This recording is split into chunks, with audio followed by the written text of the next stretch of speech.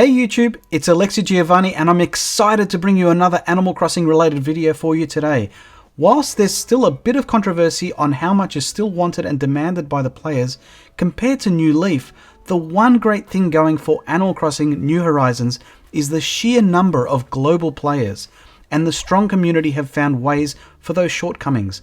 I couldn't possibly show you all the different games that people have come up with, but here are a number of them and can leave it up to you to get creative with them. So are you ready? On your marks, get set, go! Now the first one on the list is what I'm calling the Triathlon.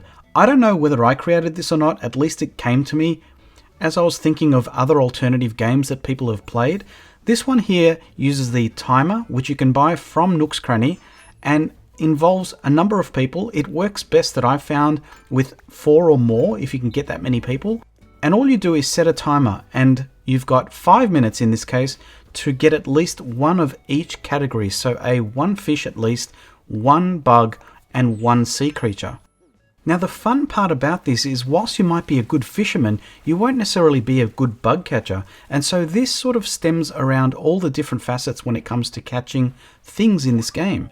So you do need to catch at least 1 bug, 1 fish, and 1 sea creature, and each of those numbers are multiplied to each other.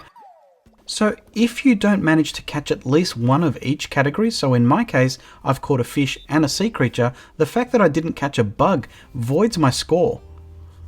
And here are the results of the inaugural Oak Tree Triathlon. Well done Melody on scoring a massive 16 points. And the best part about this game is it's completely easy to set up. Everyone just has access to your island and everyone walks away with whatever they catch. So it's a win for everyone. And I love the starking contrast between the 2 catches there. A tadpole and an oarfish.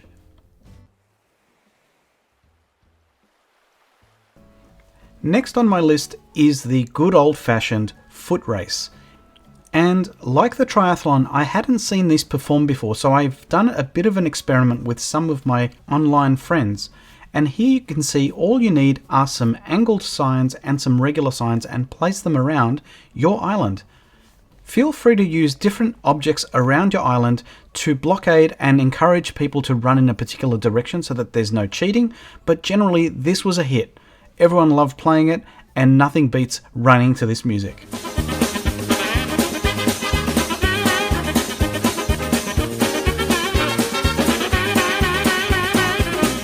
You can add to the competition by having prizes at the end, which I did for all of my games, and the good thing about this one is that you can play it both online and for local play if you know some other people that have got Switches playing in the same region. Mazes have historically been a good staple when it comes to community games, and in this case this is a themed maze hosted by our friend Anne here, who has strategically placed a whole bunch of wrapped gifts and also been very tricky with some of the pitfall seeds that you won't necessarily see as you run around the place. I fall victim to one here, but it is all in good fun. Each participant walks away with all the prizes and the gifts that they find, which is fun from that aspect. The thing about mazes though, obviously it does reserve some space that you need to hold on your island, so unless you're going to hold these all the time, it's a little bit harder to set these up, but good fun nonetheless. And there are some variants to mazes as well, where you can use the pipes that are used as part of the Mario series, where you can pop in and out of different parts of the maze just to make it that little bit more challenging. And the only thing that the host asked for was some wrapping paper so that they had something to wrap all the gifts that you'd walk away with. Thanks, Anne. Now, this is another variant to the treasure hunt game that I've created. In this case, you have 1 item per player that's playing in the game and dropped randomly on your island.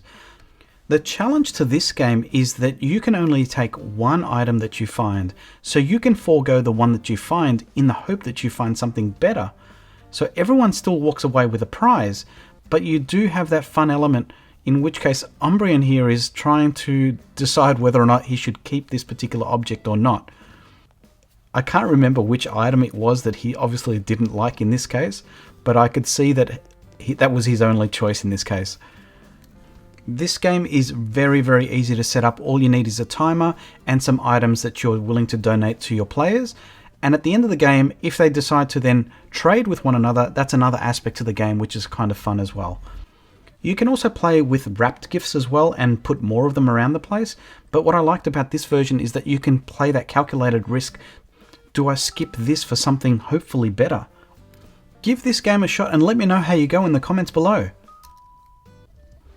Speaking of wrapped gifts as a variant, here's one being held by Lizzie at nighttime. As mentioned just prior, this is a snatch and grab traditional treasure hunt. Everything that is wrapped as a gift was what we were looking for. She also had a mini DIY browsing section at the start while she set up the prizes for the players. Holding it at nighttime made it a little bit harder for things to find, so let me know if you managed to see one that I might have missed. I'm not entirely sure just how many gifts were placed, so I feel pretty chuffed that I managed to walk away with a good number of them. She put them into good spots, and using just the timer makes for a great communal game. The more players you have, the more urgency there is in trying to be the first one to find them. 3 minutes, in my opinion, was a good time for the timer. And Lizzie the host was kind enough to only ask for wrapping paper when it came to tips. So a lot of the time, hosts will ask for a particular tip. So the least I could do was comply and provide that to her. Lizzie also asked the question at the end as to how many did you get, just to bring that competitive edge as well, which was a bit of fun. And I'm pretty proud to have found 8. Whilst the lottery concept doesn't necessarily apply to the island game, it is something where people come together in an app and chat and compete to a particular prize. In this case, Shannon would use a random number generator to pick one person out of sometimes 30 people. Shannon would give the random winner a set of golden DIY tools, plus a stack of golden nuggets, 3 99k bell bags, and 10 Nook Mile tickets. I've also seen cases where if you don't win the main prize, some of the runner-up prizes might be one of the DIY golden tool sets or an object, so the player might have crafted it for you. Either way, thanks heaps Shannon for hosting and for the prize itself. Another simple yet effective game is the good old Find the Host game. I go and find a place to hide on my island. In this case, I'm being a little bit tricky here in a completely obscure place, and set a timer to whatever you'd like. I'd set it to 3 minutes because I thought that was hopefully long enough. And I felt like a 10-year-old kid again, sitting here watching everyone run past me without finding me. But when you do get to a particular point, so I set it to 3 minutes, I decided that halfway through, if they couldn't find me because I was in a relatively hard place to find, you can then switch the game into playing a Marco Polo. So by saying something in the chat, this echoes this to everyone on the island so they can try and hone in on where you're calling from. And I would do this every 10 to 15 seconds to allow people to try and find me. It makes it a little bit easier if you are using the Nintendo Online app, which allows you to chat a lot quicker than it does with the on keyboard on the Switch. So in this case, someone has managed to find me in just over 30 seconds using the Marco Polo game. But what was curious is there was a second person there, which I swear was not there before. So either that was a glitch, but they were at least nice enough to admit as to who came first. But thanks heaps for playing, guys. I hope you enjoyed it. Here's another game that we invented, the Floor of Peril, which allows you to use the same basis of an 8x8 grid for an upcoming game later on in this video. Note, as a host, you're not immune to being caught out with the pitfall seeds despite you putting them down. The main play area is an 8x8, which is a mixture of wrapped gifts or bags of bells, along with pitfall seeds, which all look the same to the unsuspecting player. We also fence off both sides so that the player has to choose the starting point and they have to navigate their way, hopefully safely, to the other side to win the prizes. Unfortunately, Nina here didn't have much luck at the start. This is the first time I ran this, so maybe I'd made it too hard. But the other thing you can do is have a mix of this game with a spinner if you've got multiple players to see who gets to go first and pave the way for the next player or get the ultimate prize to the end. Now's a good time to remind you to give this video a like if you are enjoying it so far, and feel free to subscribe to encourage me to make more videos just like this. Like all games, no one should walk away without a prize, so in this case, thanks Nina for being such a great sport despite you falling victim to the pitfall seeds twice. Now, if you haven't already found this in Nook's Cranny or anywhere else, getting one of these colourful wheels are one of the best ways to create games. Rolling dice, or spinning wheels in this case, are pretty much the cornerstone when it comes to games in terms of randomness. The colourful wheels come in 5 variants, which I'll walk you through some different ways, whether using just one or a combination of both, to give you a range of different games with different dimensions when it comes to playing.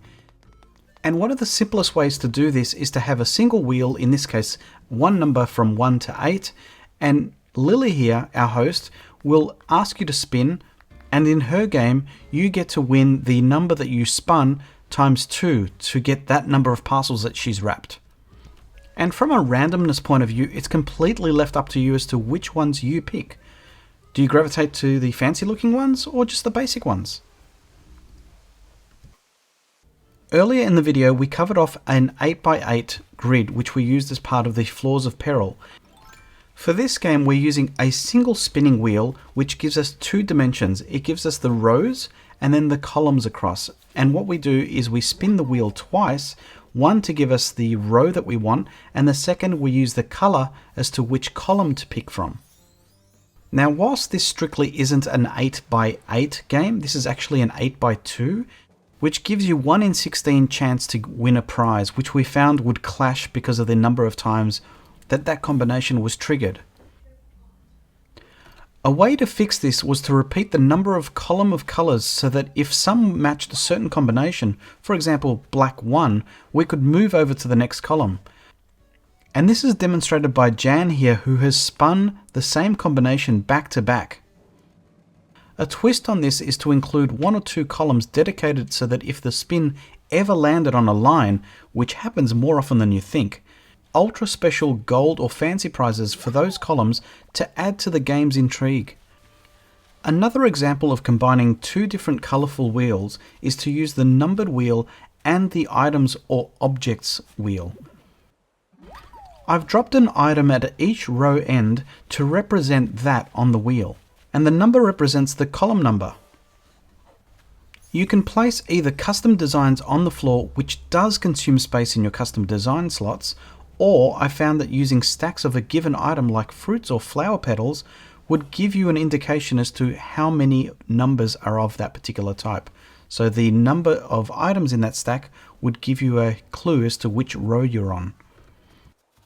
A word of warning though, digging things in New Horizons is hard enough as it is, so making sure that you're lined up is particularly hard, especially when you've got an audience. Finally is using a single wheel spun twice.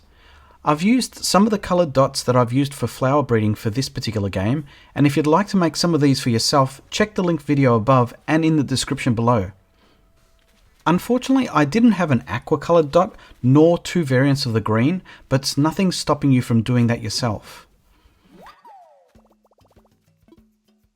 Leave a comment below for any other games that you've found have been really fun. We'd love to share. That brings us to the end of this video on mini and party games in Animal Crossing New Horizons. If you enjoyed it, don't forget to hit that like to get this to as many other players as possible. This is Alexi Giovani signing off, and until next time, see ya!